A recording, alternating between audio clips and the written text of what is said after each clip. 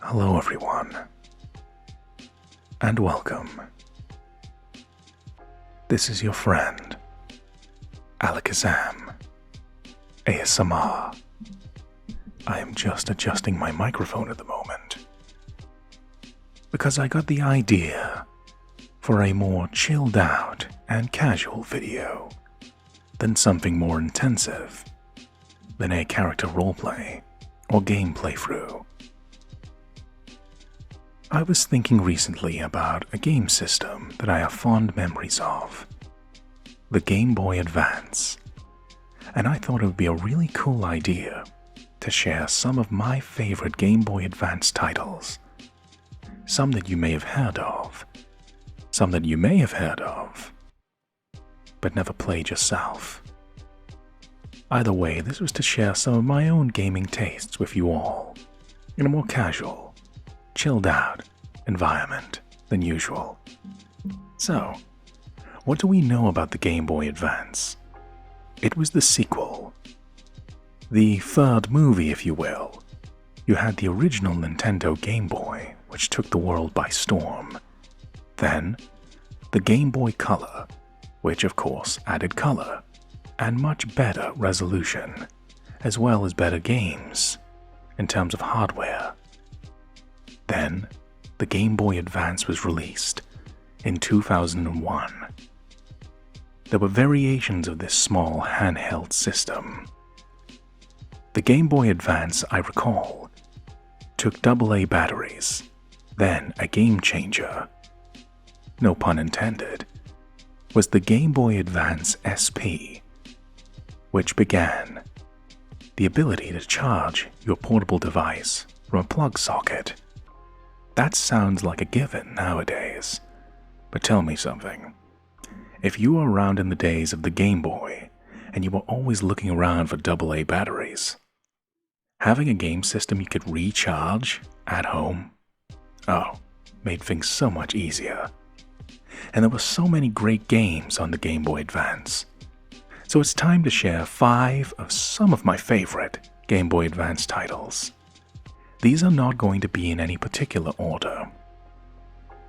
As a matter of fact, I don't really pick 5 best Game Boy Advance games. These are just some of my favorites.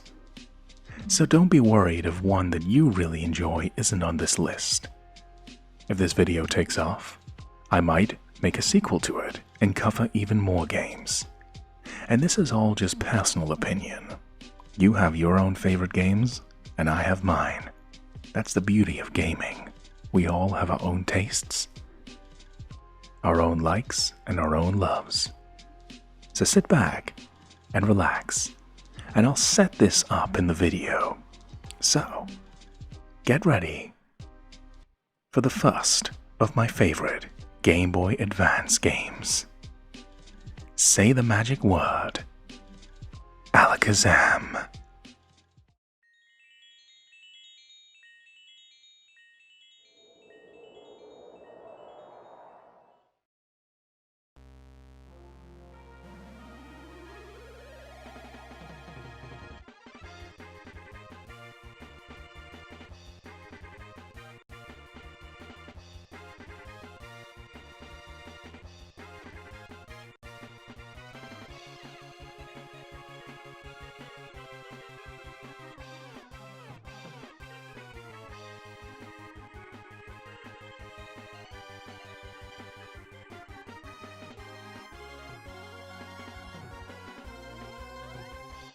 And so, the first of my favorite Game Boy Advance titles is not just going to be a single game, but in fact, a trilogy of 3 games, because I play by my own rules.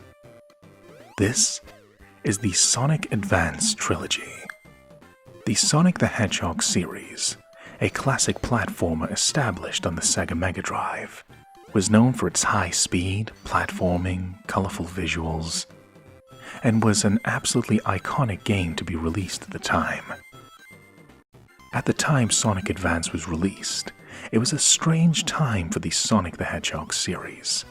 It had made the transition from classic 2D Sonic gameplay to 3D.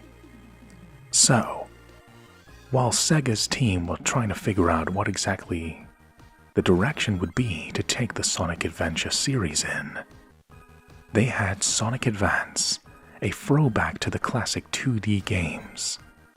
What makes Sonic Advance so special is that it has the classic gameplay of the original Sonic the Hedgehog games, but adds touches to make it much more modern, with speed boosts, the classic platforming, and the ability, as was popular in the Sonic Adventure games, to play as multiple characters.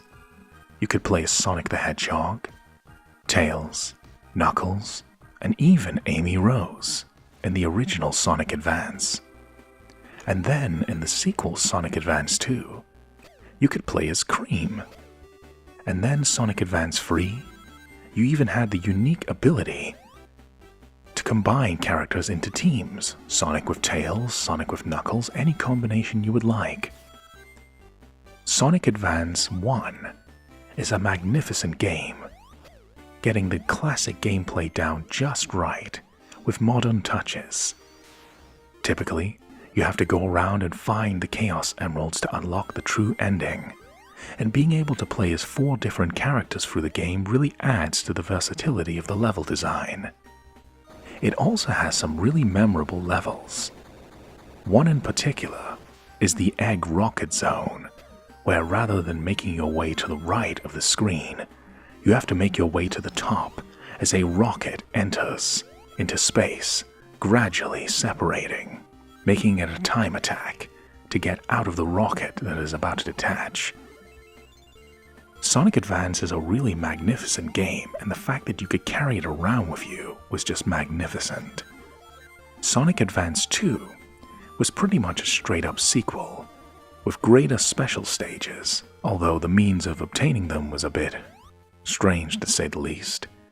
More speed, more visuals, and just a great sequel.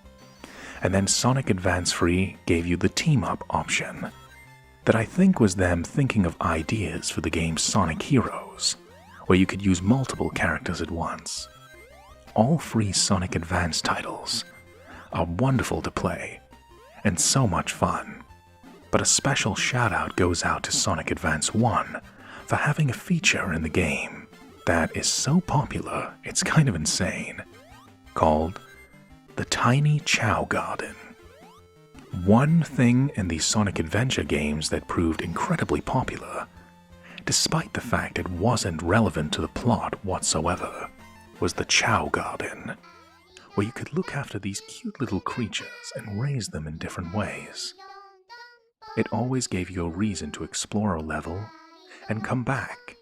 By collecting rings, you could feed your Chow, show them love, and watch them grow. And Sonic Advance allowed you to do this in the Tiny Chow Garden.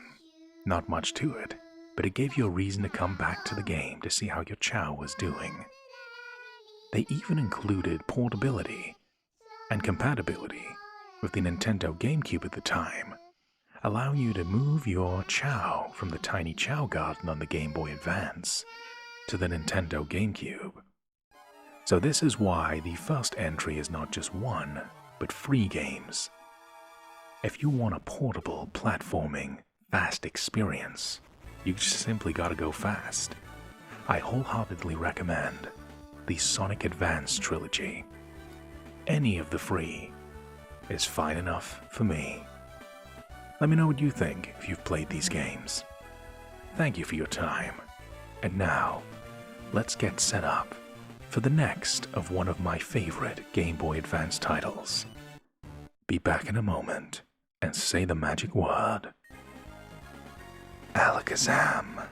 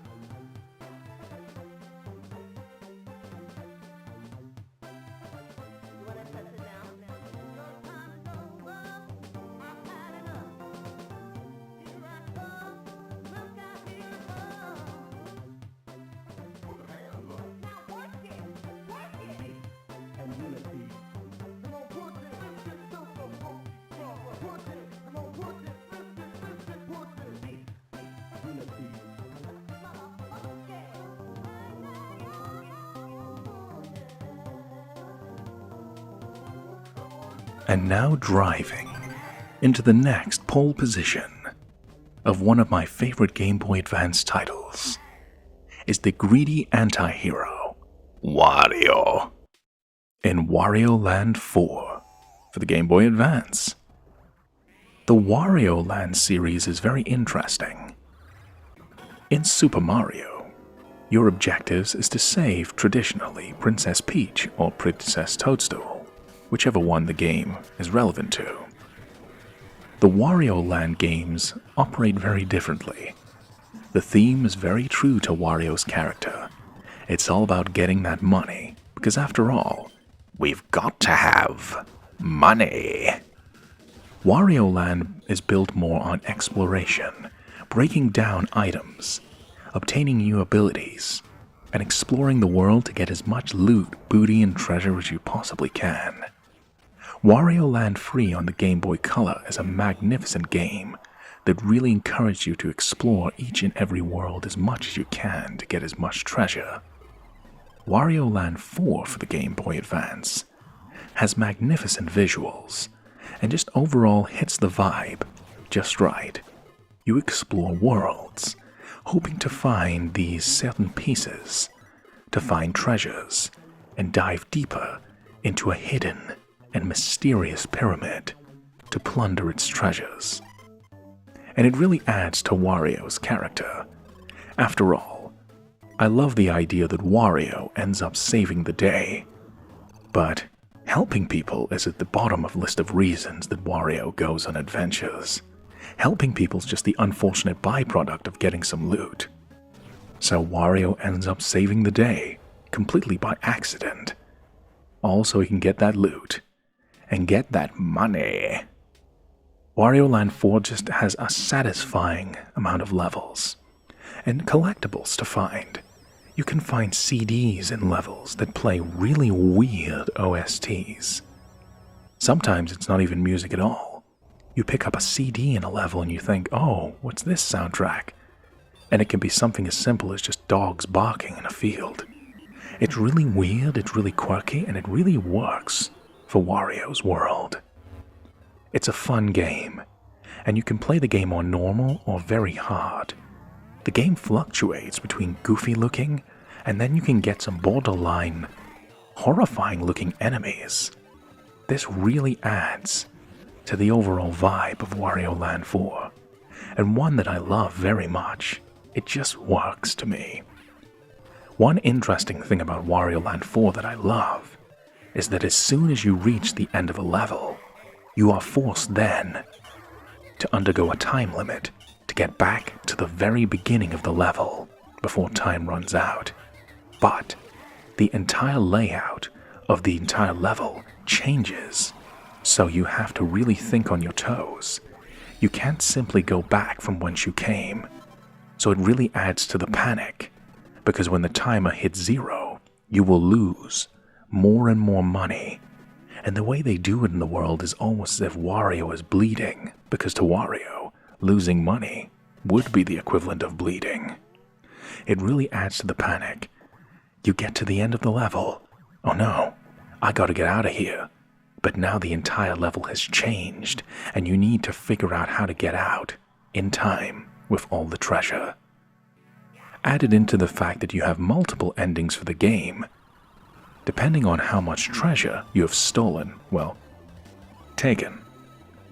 It really adds to a fun and lovely little experience. I wholeheartedly endorse Wario Land 4. I really love Wario Land 3 as well, for the Game Boy Color, both magnificent games. And so, as Wario will drive off into the distance, it's time for the next entry in my favorite Game Boy Advance titles. Thank you for listening so far. I hope you're enjoying this. And now, say the magic words with me. Alakazam.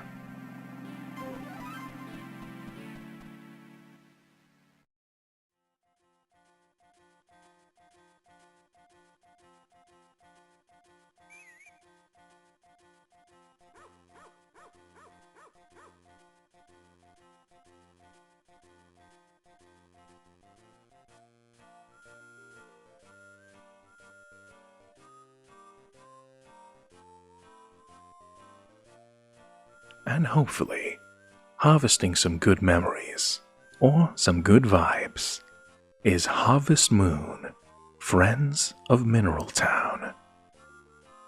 I have a strange story of how I obtained this game in my youth. Do you remember bargain bins in game stores? They used to be much more commonplace, but I remember finding Harvest Moon in a bargain bin. It didn't come with a box, so I had no idea what the game was going to be about. Harvest Moon. Sounds almost like an RPG or something. So I opened up the game, and it seemed to be a farm simulator. I had never really played a game like that before, and I thought, oh, this could be a fun little distraction. Oh, I get to look after chickens and cows, and I have to grow crops and make money. Okay, seems simple enough. And I had no idea just how hooked I was going to get on this game until suddenly I was hundreds of hours into it. Harvest Moon Friends of Mineral Town is about more than just making money, unlike Wario. You have to build friendships with the villagers, learn their stories, and perhaps you can even romance certain bachelors or bachelorettes, depending on the version of the game you're playing. You have to build a family. You grow an attachment to the animals that you care and love for, and you need to watch out for how your crops grow through the different seasons of spring, summer, fall, and winter. And there's lots of exploration encouraged. You find the mystery of the harvest sprites, which can eventually be befriended to help you on your farm, and you learn more and more about the world as you explore. And you unlock more things. You go into the mines, and it's just an overall pleasant experience. It's just really simple, but somehow it just works. It's a really lovely, cozy little game to play, and being able to carry it around, you would not believe the amount of times I went out in public and I just played Harvest Moon, and I had to hurry back to bed so I could get a good night's rest so I could look after my farm even more. There are games in the future of Harvest Moon that are very good as well, such as Harvest Moon, A Wonderful Life, which takes a very interesting narrative approach. It's really hard to sell someone on Harvest Moon. You either get it or you don't. Some people get bored in the first 5 minutes, and other people just love the cozy vibes that this game gives off. The most modern version of something like Harvest Moon, and what I think perfects the formula, is something like Stardew Valley. The idea of just, here's your farm, go make it thrive and prosper in any way you can. And the idea of just sharing love and kindness to your animals and the villagers really just makes this a special experience. So, if you're looking for cozy vibes and just a fun, simple experience that can turn into something quite advanced, Game Boy Advanced, I fully recommend Harvest Moon, Friends of Mineral Town. Or perhaps, if you want to play as a female, Harvest Moon More Friends of Mineral Town. And now, let's go into the very interesting next selection in my favorite Game Boy Advance titles. Say the magic word with me. Alakazam.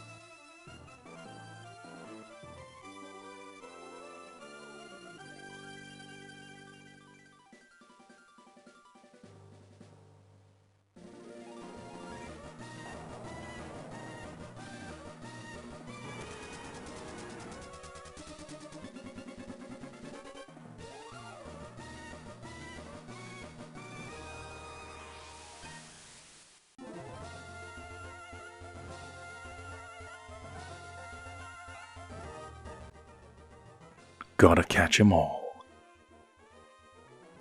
For this next selection, I am not just selecting one game, but an entire generation. Generation 3 of Pokémon, which includes Pokémon Ruby, Pokémon Sapphire, Pokémon Emerald, Pokémon Fire Red, and Pokémon Leaf Green. Now, the Pokémon series is very near and dear to my heart. Pokémon is a role-playing game where you capture creatures and raise them to be your friends and do battle and explore the world of Pokémon.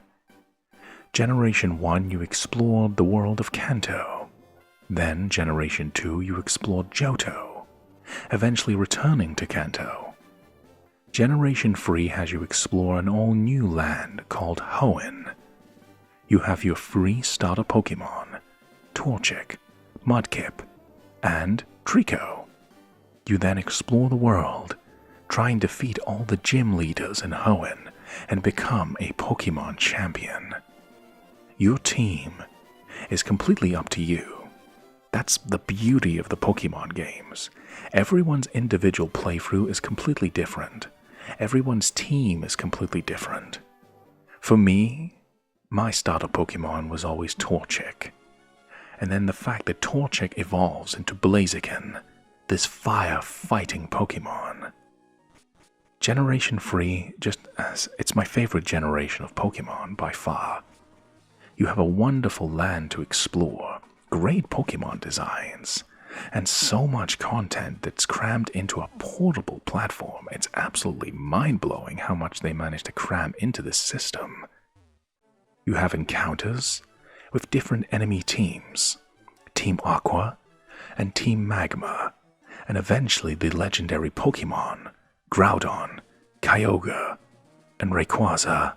Rayquaza. Tomato, potato, whatever one you pronounce. Pokémon Generation 3 is just so rich in content. Besides becoming a Pokémon master, you could seek out the other legendaries. You could find the legendary Reggie trio. You could go around the land and become as strong as possible, catch all the Pokémon. It's all up to you.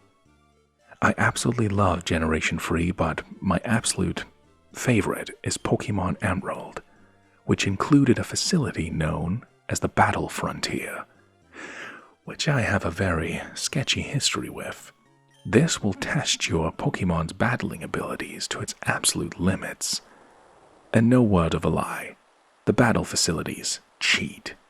So you really need to be the absolute apex and top of your game in order to obtain the medals of silver and gold, the ultimate bragging rights. I love Pokémon Generation 3. So much so I don't think it can be contained in this video alone. Maybe I'll make a video just rambling about my Pokémon memories on its own. What do you think? But I said I was including Pokémon Generation 3. Well, I need to establish there are certain games missing off this Game Boy Advance list. I was trying to avoid games that were just ports or remasters of old titles. So there's things like Super Mario World and Final Fantasy, which are magnificent games on the Game Boy Advance, but they are different versions of existing games. I do make an exception, though, for the other two Generation 3 Pokémon games, Pokémon Fire Red and Leaf Green, which are pretty much remakes of the original Pokémon Red and Green, or Blue in the West. Pokémon Fire Red and Leaf Green really takes the Generation 3 format and allows you to experience the original Pokémon with upgraded features, and it even adds different areas that did not exist in the original. This just isn't a case of polishing up an old game and making it prettier. They really went the extra mile to give you much more to do in Pokémon Fire Red and Leaf Green. And it really shows. This is why Generation 3 is my favorite generation of all Pokémon. And I would love to do a playthrough of Pokémon games on this channel, but I'm currently dealing with a hostage situation at the moment. Nintendo is not releasing virtual console versions of the classic Pokémon games. But don't you worry.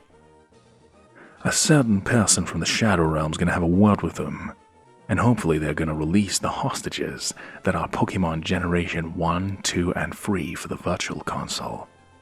When that happens, I'm gonna have my work cut out for me, because I've gotta catch them all. And now time for the final game in my personal favorites of the Game Boy Advance. Now, I gotta make things clear. These 5 selections aren't my only favorites. I thought just for a first episode, you could just chill and vibe to some of my favorites. If you like this style and format of video, I can surely make another one. Because the Game Boy Advance is absolutely stacked with magnificent games. Now, sit back and relax, because we're going to get into my final selection of favorite Game Boy Advance game, or games. Say the magic words with me. Alakazam.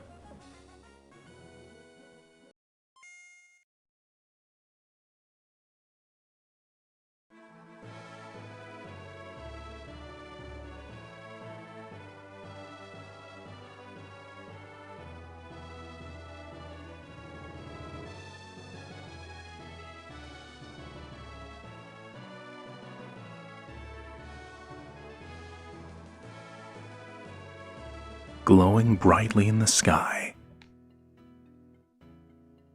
is my favorite game on the Game Boy Advance. A magnificent RPG known as Golden Sun. Golden Sun is a fusion of many things that I love to see in a game. It is a role-playing game where you play as a young boy known as Isaac, who is an adept.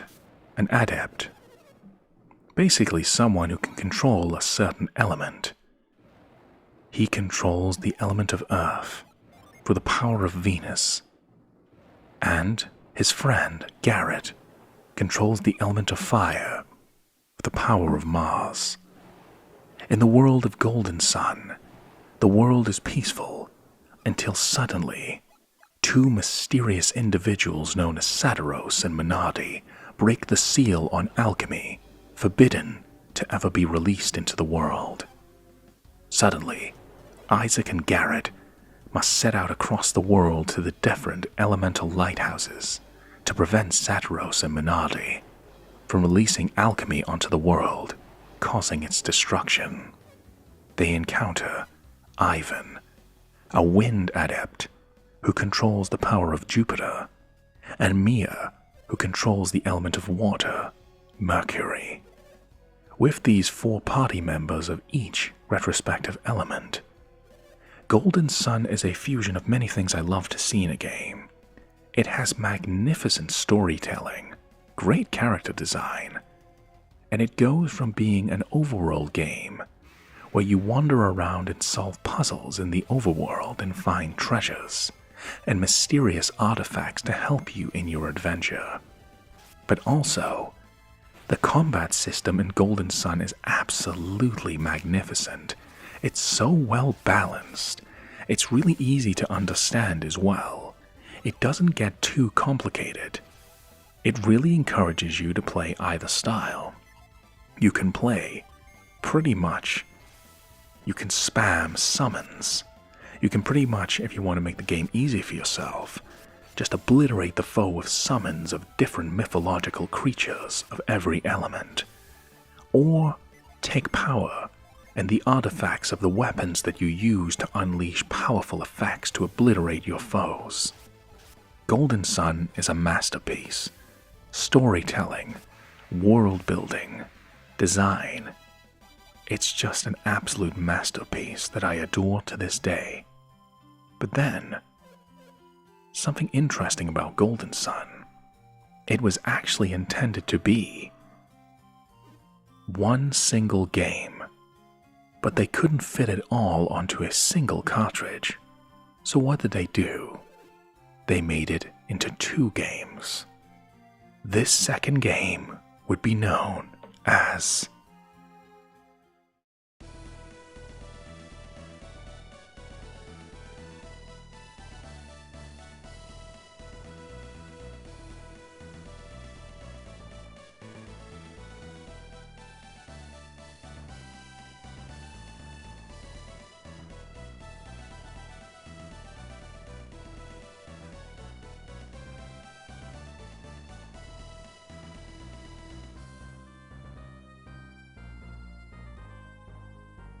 Golden Sun: The Lost Age. The sequel to the original Golden Sun. Rather than make one giant game, they split it into two, and I think this really works to the advantage of the original Golden Sun. I remember when I completed Golden Sun originally, I was genuinely taken aback when the game ended. I was like, wait, we're just getting started. I want more of this. And it was a great way to hook me into the sequel. The original Golden Sun gives you so much to do as you explore and develop your elemental powers. You are able to defeat stronger enemies and solve puzzles in different areas of the world, eventually unlocking even secret boss encounters similar to a game like Final Fantasy. Not only is there a final boss encounter, there is a secret boss that surpasses the strength of the storyline main boss. And decisions that you make in the original Golden Sun shall carry over into the sequel. So yes, that's absolutely a reason to go back to the original. You have to play the game a certain way to get favorable results in the sequel. And now, into the sequel Golden Sun: The Lost Age. What I think is a stroke of brilliance. Rather than following the same team that you had in the original game, suddenly in Golden Sun: The Lost Age, you completely change. Now you are following a team of people who are not trying to stop alchemy being restored, but are trying to restore alchemy itself. So in the original, you follow a team trying to stop alchemy. In the sequel, you follow a team trying to unleash alchemy. And they all have their own designs, and also in the team are some very familiar faces from the original game. Seeing these two different perspectives on the same story really builds up to a final act in Golden Sun: The Lost Age, and then a fateful encounter that changes everything and shifts the dynamic of the story. Golden Sun: The Lost Age takes everything the original had and expands it even more. You have to explore the world as much as you can. You have more summons, more weapons, more places to explore, and more means to do it, and even more optional encounters to challenge you, besides the final boss. I absolutely adore Golden Sun and Golden Sun: The Lost Age, which is why I'm including it as a single entry. I love it from the bottom of my heart, and I really want to one day record Golden Sun ASMR. That's how much I love it. And so, as the I shun that comment that I didn't edit out. Golden Sun is an absolutely wonderful pair of games that you can treat as a single experience. Being able to transfer things from the original game to the sequel just adds to their replayability. And now, this is the end of my little Game Boy Advance ramble. I hope you enjoyed it. There are many more games in the Game Boy Advance I could ramble about all day. Would you like to see more of it? Or you just want me to shut the hell up? Let me know in the comments. If these videos are popular enough, I might consider making them for other consoles and handhelds. For example, the PlayStation or PlayStation 2 and many more. You'd be amazed at how many games I've played. But I'm astounded by how many beautiful, well-crafted games I've encountered in my life. I've been truly blessed, and I'd love to share some of them with you all. Some of them you will find in this channel one day in the future in an ASMR entertainment format. But for now, let's just dwell on some nice memories. Tell me, have you ever played any of these games I'm talking about? Are you going to check them out after I talked about them? Or is it just nice to look peripherally through someone else's eyes? Who knows? As long as you have a relaxed, entertaining experience watching and listening to this video, that's all I ask for, that you have a wonderful time, my friends. Now, it's time to draw this video to a close. I am Alakazam ASMR, and I hope you, no matter who you are or where you are, you have a wonderful day. Take care of yourself, my friends. I believe in you. And adios, my friends.